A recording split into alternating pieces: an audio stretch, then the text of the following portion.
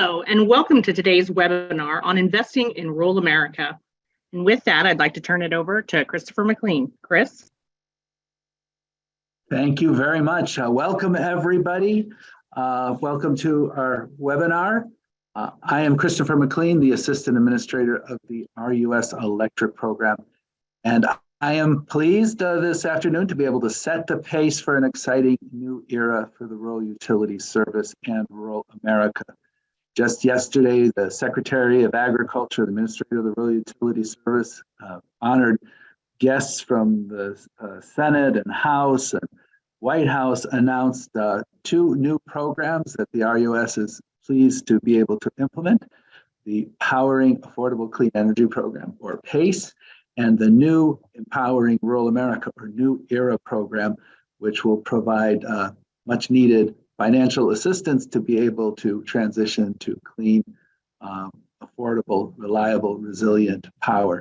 And with that, it gives me great pleasure to introduce to you Claire Swarsky, who is the Undersecretary of Rural Development's Senior Energy Counsel. She will guide us through the rest of the briefing. So thank you very much, everyone. Thank you, Chris. I won't have as many good puns as Chris will, but the goal of today's webinar is just to walk you through some of the details at a pretty high level still, but kind of give you the overview of these two new, really exciting programs. And we will be having 4 webinars next week. And so at some point, we'll put that in the chat. They are also up on our website for you to sign up for. During those webinars, we will be doing Q&A. They will be more interactive. So please save your questions for those webinars next week as you review the materials from today and as you actually read maybe the funding announcements. We are looking forward to engaging you then. Today is really about making sure that we've given you a good overview of what this is and kind of giving you the big picture as you, again, dive into the details. So we can go to the next slide.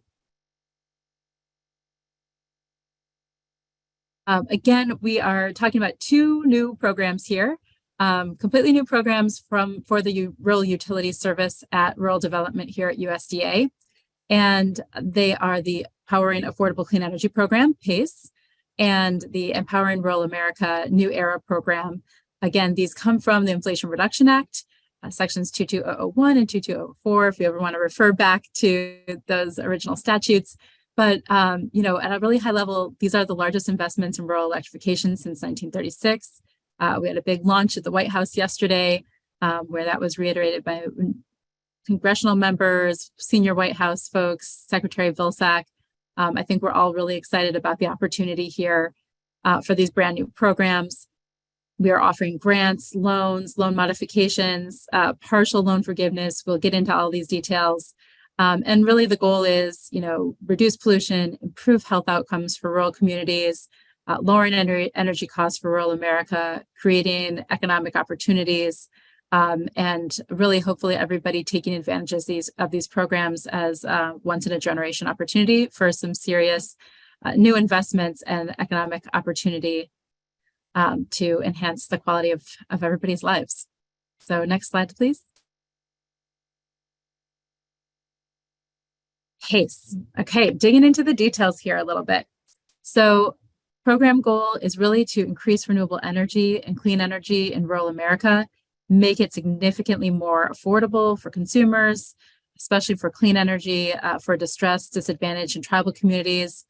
We've seen the costs of clean energy drop dramatically over the last decade, and this program is really meant to help communities access access and take advantage of those decreased costs and at even further decreased costs through this program. So this program is really straightforward. It is clean energy generation. So we can do a single thing, partially forgivable loans to support clean energy generation. And it can be new power generation from utility scale, wind, solar, hydropower, biomass, geothermal, and they can include energy storage. So 2 things that we haven't been able to do before at the Rural Utility Service is partially forgivable loans, and to include energy storage, which is really exciting. Have a two-stage process for this program. And actually, this is similar to the new IRA program as well. The first step is electronic submission of a letter of interest. We will have a portal that will open June 30th. So no need to jump online and submit anything right now. You have until June 30th to get going and to think through what you might want to submit. And then this will be done. This program will be administered on a rolling basis. So we will be accepting applications in, we will be reviewing those, and then we'll be getting back to you in a really timely way to hopefully invite you to submit a full proposal. And we can talk a little bit more about that, but we'll dig into that more next week. But basically the letter of interest is meant to be a kind of low barrier to entry, the basic information about your project, where it is in the project state, where it is in the state of project development, who's involved, etc. And then really that full application stage is when we'll be asking you for, to share things like, power purchase agreements and things like that. We can go to the next slide, and then I'll say a little bit more about this program. This program has broad eligibility. So if you want to generate new clean energy for your community, if you are a private entity, if you are a nonprofit, if you are a state and territory, a municipal government, public power provider, if you're a cooperative, if you're a tribe, if you're an Alaska Native corporation, you are eligible for this program. The main thing is that you must produce renewable or clean energy for resale, and you must serve at least 50% of rural customers. And that for resale can mean to your members. So if you are a utility or if you are a public power provider, that counts. And again, we just need to make sure that you are serving at least 50% rural customers as defined as populations of 20,000 or less. Eligible activities, again, new renewable power generation from wind, solar, geothermal, hydropower, or biomass, and storage for renewable energy. And now we get to the exciting part, the forgiveness. So we can partially forgive these loans, which is super exciting. For everybody that applies, that is eligible, that meets our basic requirements, and you'll see in that letter of interest and actually outlines kind of all the basic requirements in the funding announcement, but you can access up to 20% forgivable loan. And, from our perspective, you will be able to then hopefully stack that with the Treasury direct pay provisions in the Inflation Reduction Act, which can be an additional 30%, or if you're a tribe or energy community, in some cases, 40% further off your project. So again, we see this 20% being able to be stacked with those things and hopefully have a project that is maybe 50% covered otherwise. Category 2 is for energy communities or distressed and disadvantaged communities. So at least 50% or more of the population served by the project has to be serving an energy community, distressed or disadvantaged community. We define energy community according to the Treasury definition. So you can see the link to that in the funding announcement. And then for distressed and disadvantaged communities, we use the Justice 40 CJust White House definition for distressed, and then we use the DCI Distressed Community Index for, or I said that the other way, the Distressed Community Index for distressed. You can link to that on our website. If you have a score of 80 or more on that DCI, then you're considered distressed. And for disadvantaged community, if you are a CJust community, then you qualify for that. So that's 40% forgiveness. Again, really exciting. And I think large swaths of the country are really covered by those categories.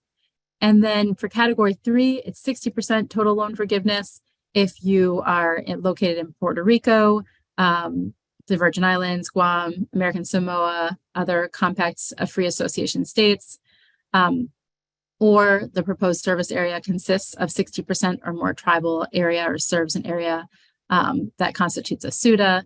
That's also, you can find out more information about that in the Notice of Funding Opportunity.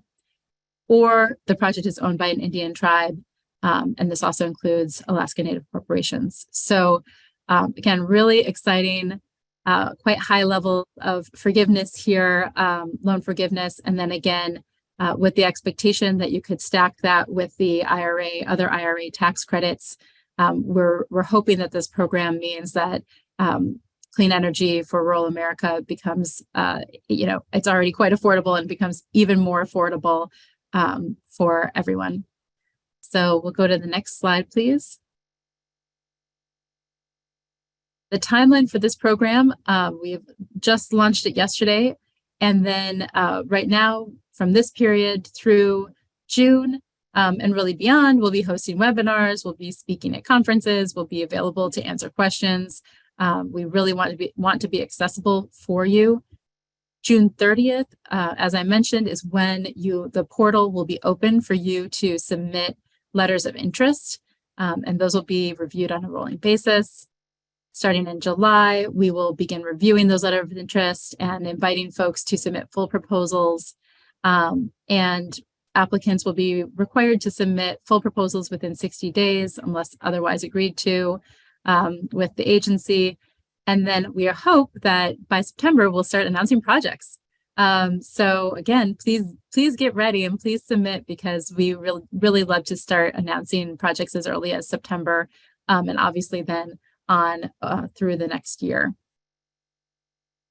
We will, you can go to the, I would also note here that we're going to close the submission window September 29th. So again, get ready and start submitting those proposals on June 30th, if at all possible. Next slide here.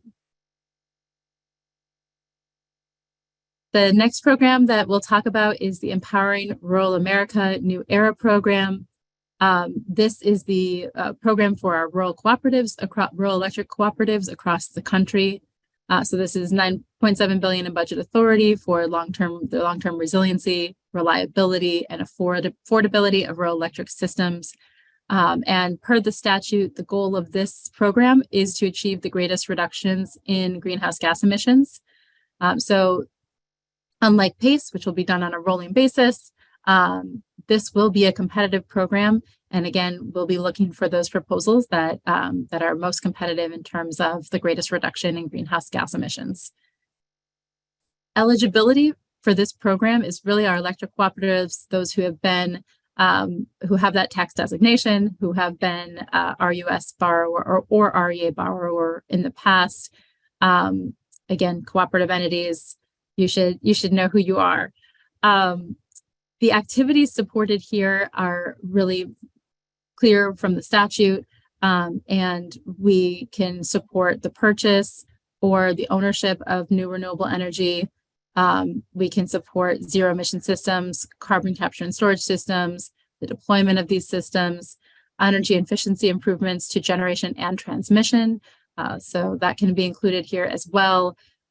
This also includes, mini grids, grid edge technologies, hardware and software, things like that.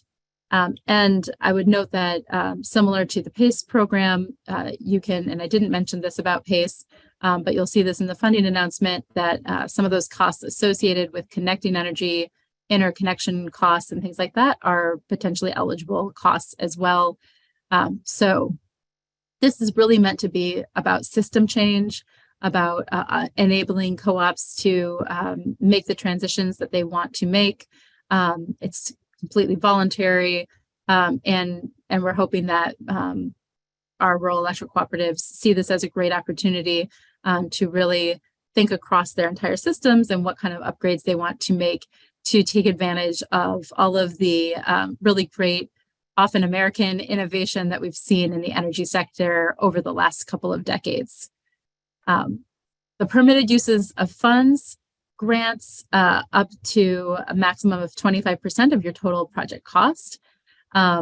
We can also provide loans fixed at 2% or treasury rates, and 0% for predominantly distressed, disadvantaged, or energy communities, or if you are replacing a stranded asset.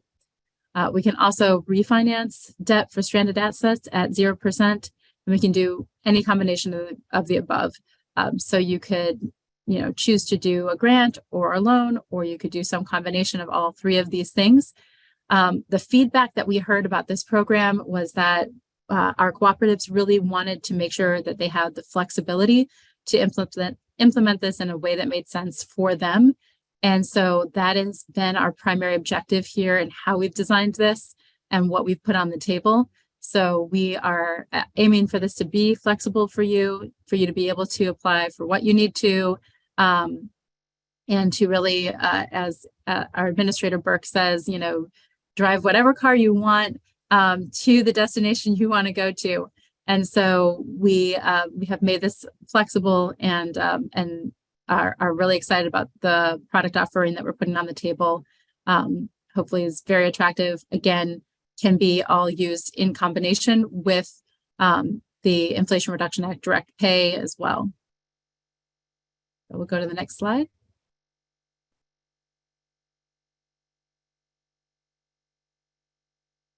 Again, eligible entities are electric cooperatives or wholly or jointly owned subsidiaries. The eligible uses, we talked some about renewable energy systems, deploying such systems.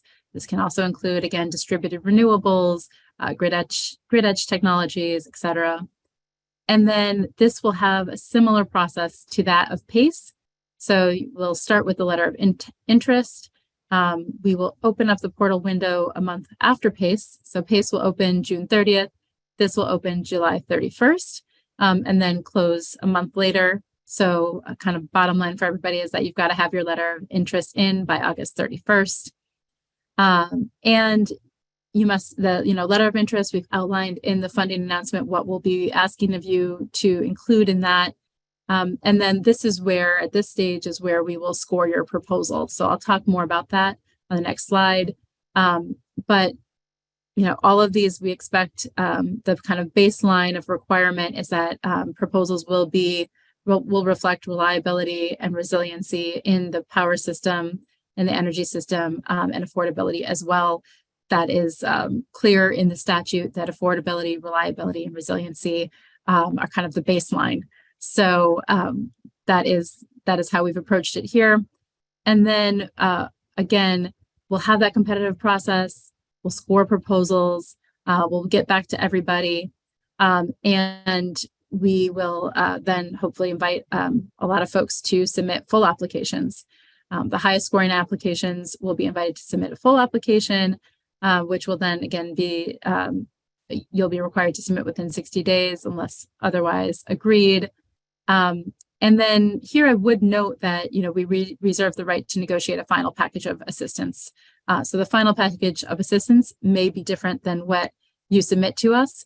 And so wanted to flag that as well, but we will be looking again to provide the most attractive funding to those who have the best scoring and most ambitious proposals.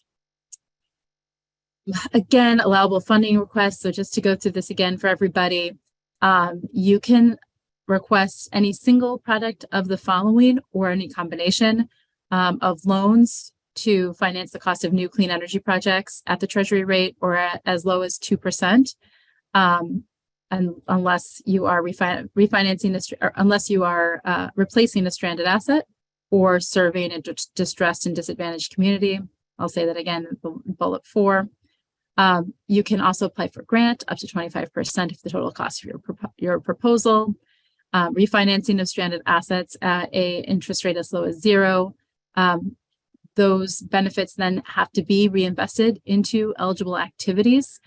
So that was, we felt that was clear in the statute that we had to do this through the eligible activities that are listed. So we can refinance that stranded asset debt as long as those benefits get reinvested into eligible activities under this program. And then loans again with 0 interest rate as low as 0% for projects serving predominantly disadvantaged or distressed communities or energy communities, as well as if you're replacing a stranded asset. So that is hopefully a really exciting and attractive set of tools there that folks can access through this program. So next slide, please. So again, this will be a competitive program.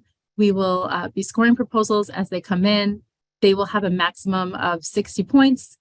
And the statute was really clear that we are supposed to be achieving the greatest reduction in greenhouse gas emissions. There are a lot of ways to measure greenhouse gas emissions. And of course, there are, we have to think about things like increased energy demand over time and avoided emissions. So we thought a lot about this and how to structure this to make sure that there's kind of space for everyone in this scoring and that it reflects a lot of different ways you can reduce your emissions, given different starting points, given energy growth, et cetera. So the first category and the largest one, because this is directly what the statute says, is annual tons of CO2 equivalent, so greenhouse gas emissions reduced. And for scoring purposes, we will take into account anything that is self-generated or purchased. And I'll talk a little bit about this in a second, but basically we'll be looking at snapshot of you in 2022 and what you generate and what you purchase. And then the snapshot of you at the end of the program in 2031 when you have implemented everything that you would like to implement under your proposal. And so that scoring, again, will show the annual tons of CO2 or greenhouse gas emissions reduced from self-generation or purchased energy. And then annual tons of carbon dioxide equivalent avoided. So again, taking into account energy growth. We'll also look at the percentage increase in zero emission or renewable energy in the energy mix, again, owned or purchased, and the percentage decrease in carbon intensity of the energy mix owned and purchased. Again, thinking about kind of the different starting points that various entities might have, wanting to make sure that everybody has a foot in the door here to be able to compete. And then we wanted to make sure that we were making this a very kind of fair and apples to apples comparison amongst folks.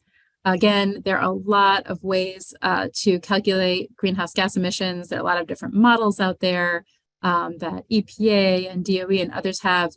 And we are aiming to make this really straightforward and simple for everybody. Nobody has to learn a new model in order to be able to apply for this program. We will be providing the Achievable Reduction Tool, which is a kind of basic spreadsheet form that will allow you to input, again, your kind of power generation purchased and owned today, and then where you want to be at the end of implementing your proposal. And then the spreadsheet will be able to calculate these 4 different metrics for us. And then that will allow us to compare everybody on an apples to apples basis. And again, this is really meant to create fairness. It's meant to make it easy for us to compare proposals because there are a lot of different ways of calculating greenhouse gas emissions otherwise. And so this Achievable Reduction Tool is not meant to be the most precise of all the models out there. It's not meant to be anything, again, really, except for being a fairly good estimate of what kind of emission reductions and you are likely to achieve or avoid, and then these other metrics. And then there will be a tab or a place for you to be able to say and explain to us if you don't feel like the Achievable Reduction Tool captures the greenhouse gas emissions that you are going to be achieving through your proposal. Again, it's a pretty simple and straightforward tool, so it might not capture everything. And you will be welcome to let us know if you don't think it does, and then provide that information to us. We like to say that this is the Achievable Reduction Tool is really about the art of the possible. So again, we want you to be thinking about what is possible here and being really ambitious. We will, I believe, on the next slide, talk a little bit about total utility plant size. So I won't talk about that right here. But then I did want to know, some of the additional evaluation criteria that we will be able to have some discretion around when we're looking at proposals. So the scoring from a quantitative perspective will be what you see here, maximum of 60 points. These are the 4 areas that we'll be looking at, and it will be really straightforward and quantitative. And then we also have some equally straightforward but more discretionary things that we can look at. So we can look at consumer benefits and affordability. So we've got some information in there about needing to see how this will affect your rates or how you expect it to affect rates. Again, recognizing that all of this is going to be estimates. What the project cost per unit of greenhouse gas reduction is. So looking at the total cost of the proposal you're putting forward and the total greenhouse gas reductions that you're purporting, and then kind of looking at that on a project per unit basis. And then project costs relative to program funding. Again, looking at our overall funding for this program. And then geographic distribution. We obviously want to make sure that there's really great geographic representation through this program. And efficient use of program funds. So wanted to highlight those things. I would also note that for both programs, we do require community benefit plans. That was really important to us to make sure that rural communities are benefiting from these programs, especially in an age where there are concerns about things like land use versus agricultural use, land use for clean energy versus agricultural use and things like that. We want to make sure that communities really see the benefits of these programs. And particularly as cooperative, we know that you also have that value in mind. So we have a basic requirement for community benefit plans. It's not super prescriptive, as you'll see, but again, want to make sure that everybody is pursuing those in these programs. So next slide, please. On the previous slide, there was a mention of total utility plant value. So what does that mean? Why are we talking about it? We're talking about it because, again, we want to make sure that this program allows for a lot of space for everybody. And so we recognize that there are large GNTs out there, there are small cooperatives. We wanted to make sure that there's some space for everybody in this program. So, we do expect the majority of the funding to go to this category 1, applicants with total utility plant value of equal to 500 million or more, because those will be our largest entities. They need the most funds in order to make this transition. We expect at least 60% of funding to go here. And those applicants of over 500 million or more will be competing against each other in the program. Category 2, applicants with the total utility plant value of under 500 million, but above 200 million. Again, we would expect these folks to get up to 20% of the funding potentially. And category 3, entities with a total utility plant value of less than 20 million. And we would expect, again, up to 20% of the funding to go to this grouping, with flexibility to be able to transfer, funds between these 3 categories. But these are our kind of expectations for how it might play out. Again, it will just depend on what you all send in. But we wanted to make sure that this was a fair competition and that folks were competing against peers. And then, we also heard some really great feedback that people wanted to be able to have joint applications. So for both of these programs, both PACE and New Era, you can submit consolidated proposals that may be useful to you in terms of your resources, your staff use, etc. So you can submit one letter of interest as a consolidated group. We would expect for those financial commitments then when we get to that stage later on, once your proposal has advanced, we would expect that those financial commitments would be disaggregated unless the group was willing to accept joint liability. So that's how that would work. But we would, definitely welcome group proposals, and I would just note that group letters of intent or letter of interest will compete in the category that reflects the combined value of their total utility plant. Next slide. Here, the timeline is publication yesterday. That all went out yesterday, so you've got that in your hands now, and you can read the full funding announcement. We will then have webinars, speak at conferences, be available to answer questions through July 31st. And then we will open up that portal window July 31st for folks to start submitting their letters of interest. and we'll close that window August 31st. And then September, we'll spend busily reviewing those proposals, scoring them, ranking submitted letters of interest. And then starting in October, we'll be inviting folks to compete or to continue on in the process and submit full proposals.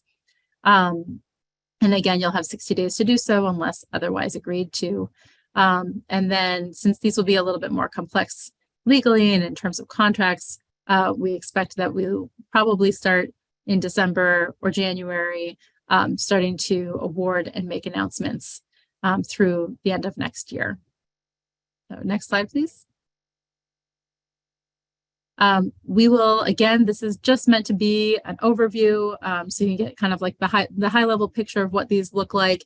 And then we will be having 4 webinars next week where you will be welcome to answer questions, grill us on these. It will be more interactive. We will have a Q&A that we'll be updating online regularly so that we can make sure everyone is getting the same information. So as questions come up in webinars, if we haven't already included them, then we will add those to the Q&A so that folks are getting regularly updated on things. We've already got a few questions from folks that we've been able to answer by pointing to different parts of the funding announcement. Like, for example, in PACE, there were some questions that came up. Can an applicant serve industrial off-takers? Yes. The definition for off-takers in PACE is very, very broad. So you can serve a variety of people as long, again, as at least 50% of the folks that you're serving are rural.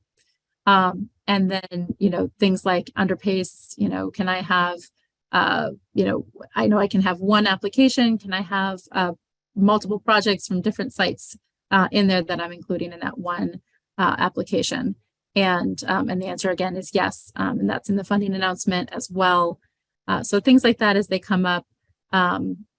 We were also asked, under PACE, can I have a power purchase? Does it have to be a power purchase agreement or can there be other arrangements? And it's clear in the funding announcement that there can be other arrangements. There's flexibility under that. The main thing is that you need to show that it's financially feasible. So again, getting good questions already, which is great. And please continue to join for these webinars to ask those questions directly and to be able to have some dialogue back and forth, and we can make sure you get the information that you need. And again, we'll be continuing to update our website with Q&A as time goes on to make sure that everybody can have that information, even if you can't make one of these webinars. So please sign up for one of these. We've got the QR code here, but it's also all on our website. So please sign up, and I think we'll put those in the chat as well if we haven't already. No, it's already there. Great. So you can go link, sign up. We want to see you there. Next slide.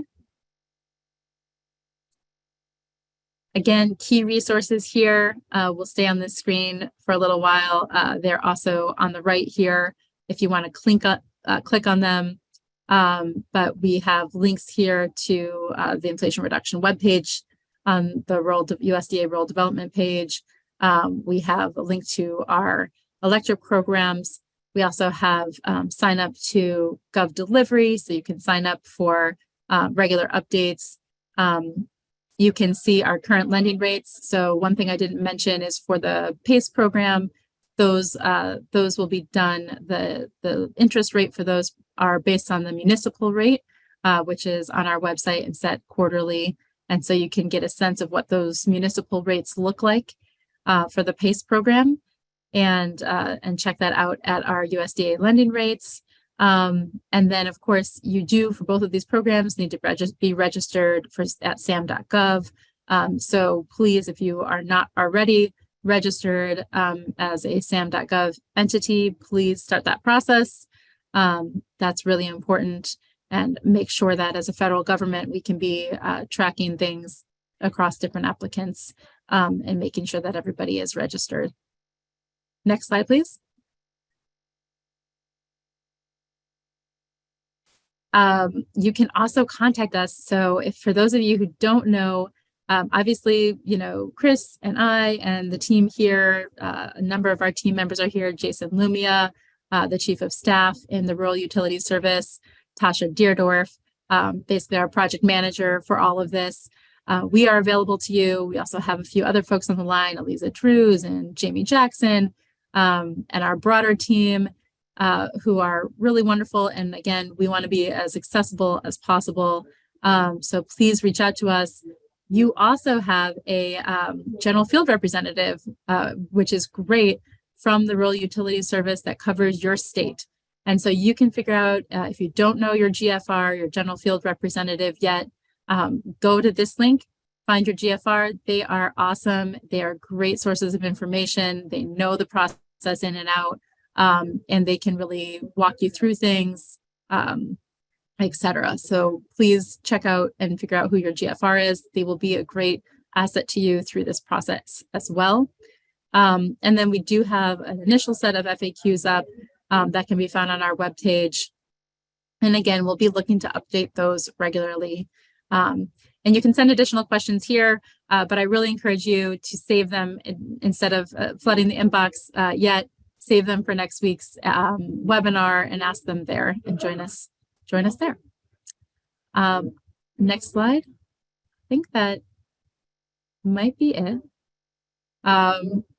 So we're a little bit early, but hopefully everybody, I'll open it back up maybe to Chris in case I've missed anything, or Tasha or Jason should jump in as well. But I think that is our high-level overview. We hope you are as excited about these programs as we are. They are really, again, historic investment, and hopefully you see them as we see them, which is really amazing new tools for you to transform your communities.